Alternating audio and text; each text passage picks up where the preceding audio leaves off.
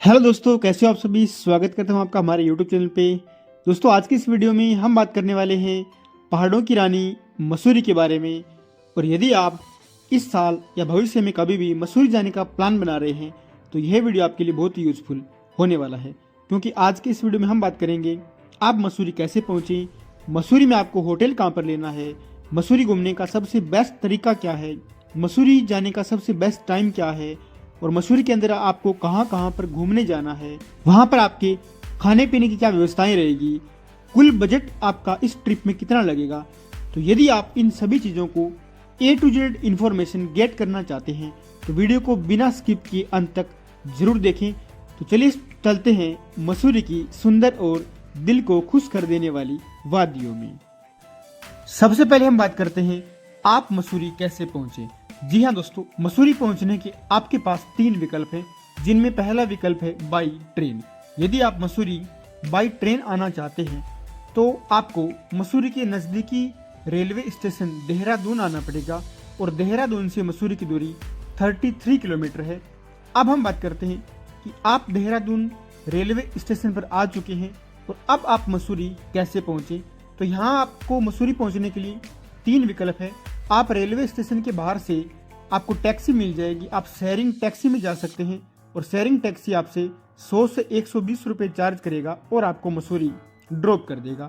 या फिर आप प्राइवेट टैक्सी में भी जा सकते हैं और प्राइवेट टैक्सी है वो आपसे 1200 से 1500 रुपये चार्ज करेगी और आपको कहाँ पहुँचा देगी, मसूरी पहुँचा देगी। और या आप प्राइवेट बस के थ्रू भी जा सकते हैं जो 60 से 70 रुपये चार्ज करते हैं और आपको मसूरी ड्रॉप कर देते हैं। मसूरी पहुंचने का दूसरा तरीका है बाई फ्लाइट। यदि आप बाई फ्लाइट मसूरी आना चाहते हैं तो आपको मसूरी के नज़दीकी एयरपोर्ट देहरादून आना पड़ता है और देहरादून एयरपोर्ट से आप है वो मसूरी, जो मैंने अभी आपको 3 तरह के ऊपर बताए हैं, उनके माध्यम से आप मसूरी पहुंच सकते हैं। मसूरी पहुंचने का तीसरा विकल्प है वो आपका बाई कार। यदि आप अपनी खुद की पर्सनल कार लेके मसूरी आना चाहते हैं तो भी आपको किसी भी प्रकार की प्रॉब्लम फेस नहीं करनी पड़ेगी, क्योंकि मसूरी के अंदर आपको लगभग सभी जगह पार्किंग की अच्छी सुविधा आपको मिल जाती है, तो आप अपनी गाड़ी को आराम से पार्क कर सकते हैं। इसके बाद हम बात करते हैं आप मसूरी पहुंच चुके हैं तो आपको होटल कहाँ पर लेना है। आप चाहें तो मॉल रोड पर भी होटल ले सकते हैं, लेकिन मैं आपको रिकमेंड करूंगा कि जब आपको जो बसेज हैं, आपके जो टैक्सी है वो आपको लाइब्रेरी चौक पे ड्रॉप करती है, और जब आप लाइब्रेरी चौक से कैंपटी फॉल वाली रोड पे थोड़ा सा चलते हैं तो वहाँ पर आपको होटल के काफ़ी ऑप्शन है वो मिल जाएंगे। और अगर मैं बात करूँ प्राइस की तो मसूरी के अंदर आप 1500 रुपये से लेकर 5 से 10,000 रुपये के लग्जरी होटल में भी रुक सकते हैं। तो आप अपने बजट के अनुसार किसी भी प्रकार के होटल में रुक जाइए, आपको किसी भी प्रकार की प्रॉब्लम नहीं होने वाली। अब हम बात करते हैं कि आपको मसूरी में कहां कहां पर घूमने जाना है। दोस्तों, आप आए हो देहरादून से मसूरी तक, तो देहरादून से मसूरी आते समय बीच रास्ते में 4 ऐसी जगह पड़ती है जहां पर आपको अवश्य ही घूमने जाना चाहिए। तो मैं इस ट्रिप में, इस प्लानिंग में मैं आपको बताऊंगा कि आप 2 पैलेस है वो देहरादून से मसूरी आते समय कवर करें और 2 पैलेस है जब आप मसूरी की यात्रा पूरी कर लें उसके बाद में कवर करें।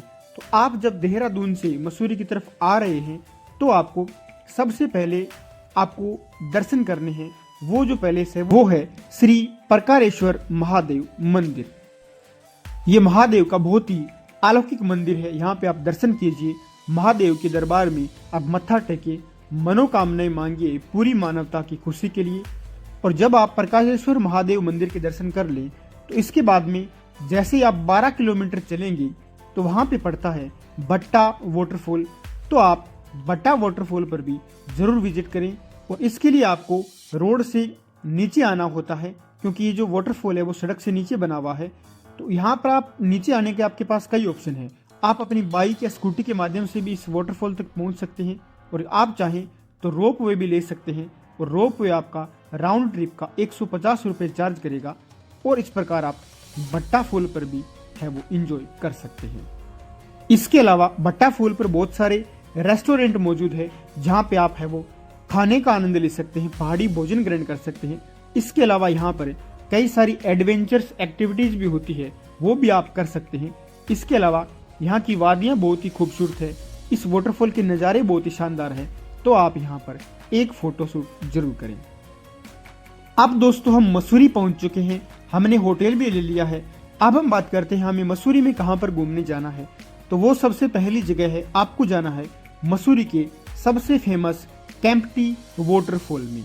जी हाँ दोस्तों, केम्प्टी वाटरफॉल की दूरी मसूरी से 15 किलोमीटर है और आप इस 15 किलोमीटर की जर्नी को अपनी बाइक से या स्कूटी से या टैक्सी से या खुद की कार से भी ड्राइव करके आप केम्प्टी फॉल तक जा सकते हैं।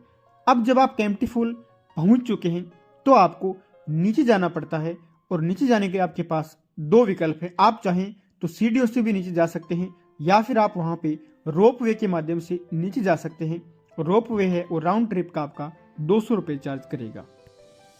यहाँ पर केम्प्टी फॉल के जो नज़ारे हैं वो आपके दिल को खुश कर देंगे और आप यहाँ पर स्नान भी जरूर करें।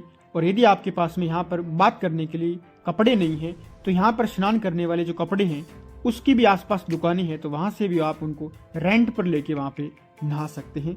और यहाँ पर आप कई एडवेंचर एक्टिविटीज़ है जिनमें आप जिप लाइन है, जॉइंट स्विमिंग है, स्काई डाइविंग है, ये सारी कर सकते हैं। तो कुल मिला के आपका जो केम्प्टी फॉल का जो ट्रिप है वो बहुत ही शानदार रहेगा। अब यहाँ से आप मसूरी की तरफ अपनी जर्नी है उसको वापस शुरू कीजिए। कुछ किलोमीटर चलने के बाद में बीच रास्ते में कंपनी गार्डन पड़ता है, तो अब हम जाएंगे कंपनी गार्डन। और जब आप कंपनी गार्डन में जाते हैं तो बीच रास्ते में इंडिया का फेमस आईएएस ट्रेनिंग सेंटर पड़ता है जिसको लबासना के नाम से जानते हैं। तो जितने भी आईएएस कोडर के अधिकारी हैं उन सब की ट्रेनिंग यहीं पे होती है। तो ये भी बहुत एक अच्छा पैलेस है, आप यहाँ पर विजिट करें, आपको बहुत ही अच्छा मोटिवेशन मिलेगा। अब हम पहुँच चुके हैं कंपनी गार्डन में और कंपनी गार्डन में एंट्री टिकट है, उसके लिए आपको 50 रुपये देने पड़ेंगे। और यहाँ पर बात करूँ मैं कंपनी गार्डन के अंदर, तो यहाँ पे बहुत सारे फुहारे बहे हैं, उनमें आप एंजॉय कर सकते हैं। बहुत प्रकार के यहाँ पे फ्लावर हैं, उनको आप देख सकते हैं। और यहाँ पर विभिन्न प्रकार के आपको फ्लोरा और फोना नजर आएंगे। यहाँ अंदर आकर आपको बोटिंग भी करने को मिलेगी। यहाँ कई रेस्टोरेंट बने हुए, वहाँ पर आप खाना खा सकते हैं और वहाँ पर एक वैक्स म्यूजियम भी बना हुआ है। तो कुल मिलाकर कंपनी गार्डन है वो भी आपको एक बहुत ही अच्छे अनुभव प्रदान करेगा। इसके बाद में आप अपने होटल में जाइए, 1-2 घंटे आप आराम करें।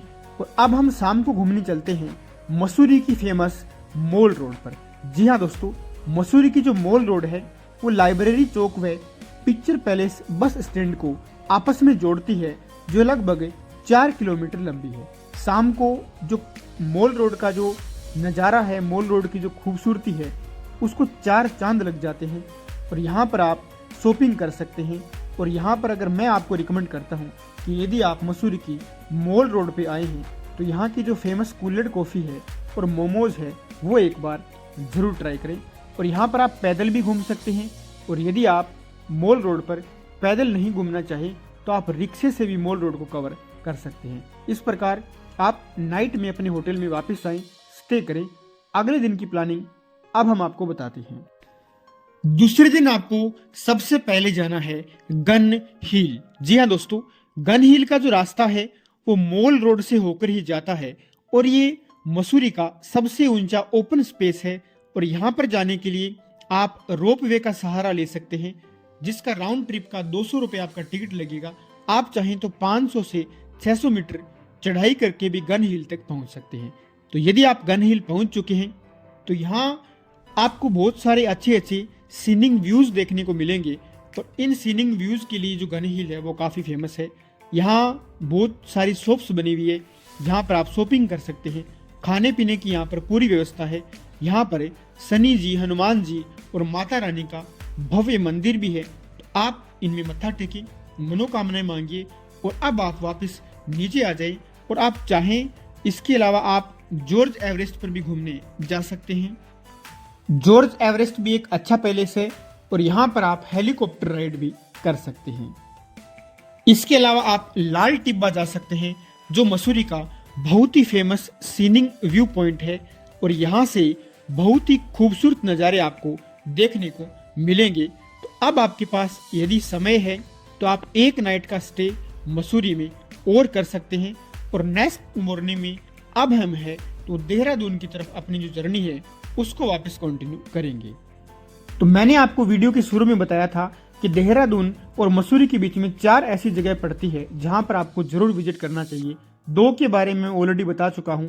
अब हम तीसरी जगह जाएंगे, यानी आप मसूरी से देहरादून की तरफ जाते हैं तो जैसे ही आप 6 किलोमीटर चलेंगे वहां पर पड़ता है मसूरी लेक। जी हाँ दोस्तों, मसूरी लेक एक आर्टिफिशियल लेक है और यहाँ पर आप बोटिंग कर सकते हैं। यहाँ पर बहुत सारी शॉप्स है, उनमें शॉपिंग कर सकते हैं। यहाँ पे बहुत सारे फूड पॉइंट बने हुए हैं जहाँ पे आप खाना ग्रहण कर सकते हैं। और यहाँ पर ये जो पैलेस है वो मसूरी का एकमात्र पैराग्लाइडिंग करवाने वाला पैलेस है, तो यहाँ पर आप पैराग्लाइडिंग भी कर सकते हैं। इसके अलावा जैसे आप आगे चलेंगे तो बीच रास्ते में एक देहरादून जू पड़ता है, चिड़ियाघर पड़ता है, तो यहाँ पर भी आप जाइए। 100 रुपए यहाँ का एंट्री टिकट है, तो यहाँ पर भी आप एंजॉय कर सकते हैं। अब हम बात करते हैं मसूरी विजिट करने का सबसे बेस्ट टाइम क्या है। जी हाँ दोस्तों, यदि आप स्नोफॉल देखने के शौकीन हैं तो मैं आपको रिकमेंड करूंगा कि आप दिसंबर से फरवरी के बीच में कभी भी मसूरी घूमने आ सकते हैं। आपको बड़ी मात्रा में यहाँ पे बर्फ देखने को मिलेगी। या फिर आप सीनिंग जो व्यूज है वो एंजॉय करना चाहते हैं, आपको ग्रीनरी देखना पसंद है, तो आप मई जून में मसूरी की ट्रिप प्लानिंग करें। अब हम बात करते हैं मसूरी विजिट करने में आपका कुल बजट कितना लगेगा। तो मैं मानकर चलता हूं कि कम से कम आप 2 लोग हैं वो मसूरी की ट्रिप पर आएंगे, तो इसके लिए आप 2 डेज और 1 नाइट का अगर प्लान बनाते हैं तो 4 से 4,500 रुपए पर पर्सन के हिसाब से आप मसूरी को अच्छे से एक्सप्लोर कर सकते हैं।